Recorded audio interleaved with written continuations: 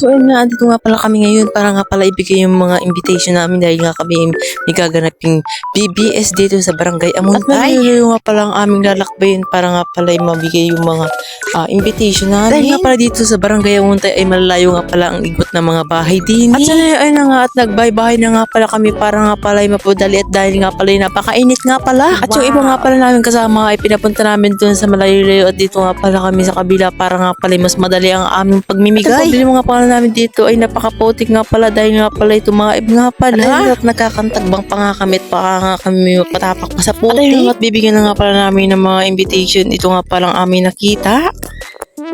Dalawa lang daw sa'yo, ano? Ate, alam mo kasi baka gusto pumunta nila doon sa church. Alas 8 po ang simula. Pagkaturo po kami ng mga bata. Alas 8 po ang simula. Aha. Lahat yun. Ate, may tapo ka dito.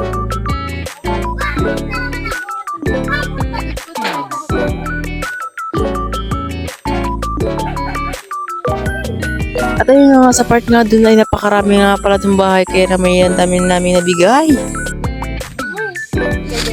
Amuntay po. Bebe. Bebe, baka kapit ka mag-uwi. Bebe, baka gusto niya pumunta bukas. Bukas, alas 8 sa Ay!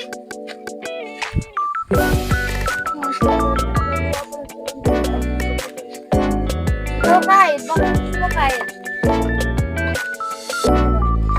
Alas 8 ang simula.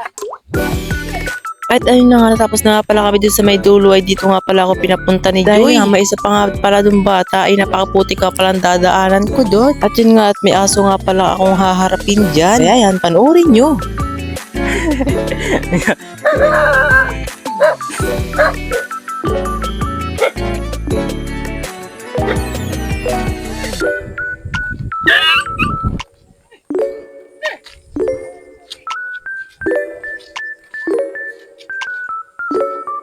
So yun nga, pagkabugaw nga pala ng aso ay diretso nga pala ako dito sa Magina para nga ibigay nga invitation. At yun lang, salamat!